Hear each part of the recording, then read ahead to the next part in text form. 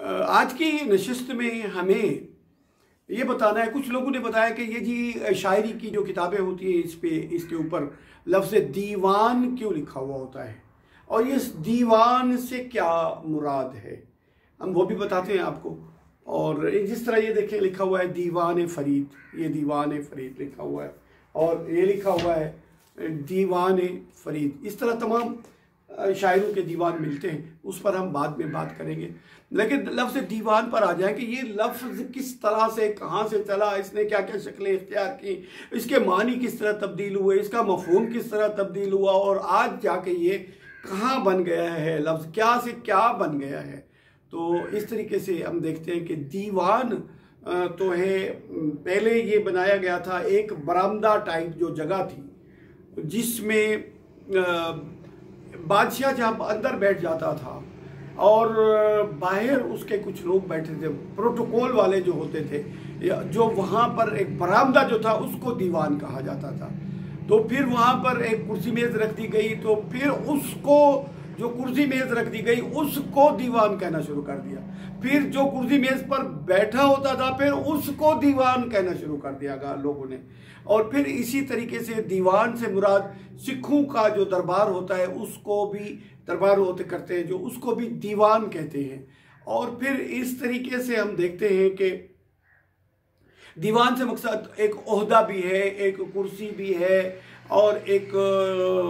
شخص بھی ہے، وہ ایک دربار بھی ہے، بے شمار اس کے اور معنی نکل آتے ہیں۔ وہ عربوں کے دور میں دیوان مظالم کے نام سے ایک عہدہ بنایا گیا تھا، یا ایک جگہ بنائی گئی تھی، یا ایک شعبہ بنایا گیا تھا جہاں لوگوں کو اپنی شکایات نوٹ کرواتے تھے، تو پھر اس کو بھی دیوان مظالم۔ پھر اس جو دفتر یا کاپی جو تھی اس کو بھی دیوان کہنا شروع کر دیا لوگوں نے۔ پھر جو دیوان وہ کاپی لے کر جو بیٹھتا تھا وہ بھی دیوان بن گیا، وہ جس جگہ پر بیٹھتا تھا وہ بھی دیوان بن گیا۔ پھر ایک آج کل ایک کرسی ہوتی ہے جس کی یہ بازو رکھنے والی جگہ نہیں ہوتی بلکہ یوں ٹیک لگنے والی جگہ ہوتی ہے، پھر اس کو بھی دیوان کہتے ہیں۔ یعنی وہی ایک لفظ ہے دیوان، جو عہدے سے لے کر، ایک چیز سے لے کر، ایک مقام سے لے کر، ایک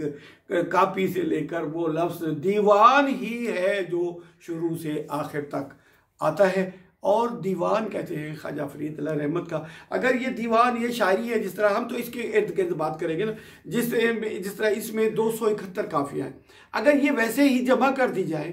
اور اس میں حروف تہجی کے اعتبار سے ان کو ترتیب نہ دیا جائے تو پھر یہ دیوان نہیں ہوگا، یہ شاعری ہوگی، مجموعہ ہوگا، یا کچھ بھی اور کہہ لیں گے، اور کوئی لفظ استعمال ہوگا، دیوان نہیں ہوگا۔ دیوان اب اس کو بھی کہتے ہیں کہ ایک شاعری کی ایسی کتاب جس کو ترتیب دیتے وقت حروف تہجی کا خیال رکھا جائے۔ تو خواجہ صاحب نے بھی یہ اپنا دیوان خود ترتیب دیا تھا۔ آپ کی جو کتاب ہے مقابیس مجالس، اس میں انہوں نے اس کی حکایت بیان کی ہے کہ میں نے اپنا دیوان خود ترتیب دیا ہے، اور اس میں خوبی یہ ہے کہ اگر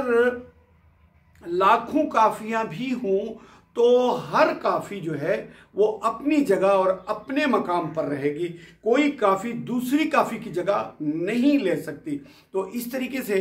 جو کلام حروف تہجی کے اعتبار سے مرتب کیا جائے گا اور اس کی ترتیب دی جائے گی تاکہ دیکھنے والے کو، تلاش کرنے والے کو آسانی ہو، کہ یہ ترتیب شروع کے مصرعے سے بھی ہو سکتی ہے اور مصرعے کے آخری لفظ سے بھی ہو سکتی ہے۔ جس طرح یہ دیوان فرید ہے، خواجہ صاحب نے اس کو 2 طرح سے ترتیب دیا ہے،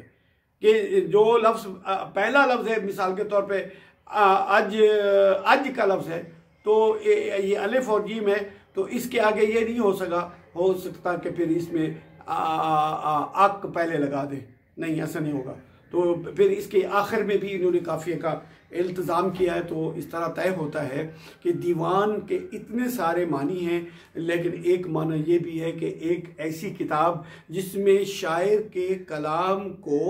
حروف تہجی کے ساتھ ترتیب دیا جائے۔ اگر اس کا سارا کلام کسی بغیر ترتیب کے ڈال دیا جائے تو پھر وہ مجموعہ بھی ہو سکتا ہے، اور پھر وہ کلیات بھی ہو سکتا ہے، اور پھر اس کے کئی نام ہو سکتے ہیں ما سوائے دیوان کے۔ اگر دیوان ہوگا تو اس میں ایک ترتیب ہوگی۔ اس طرح لفظ دیوان کے معنی سے ہم دیکھتے ہیں کہ 8-10 کے قریب اس کے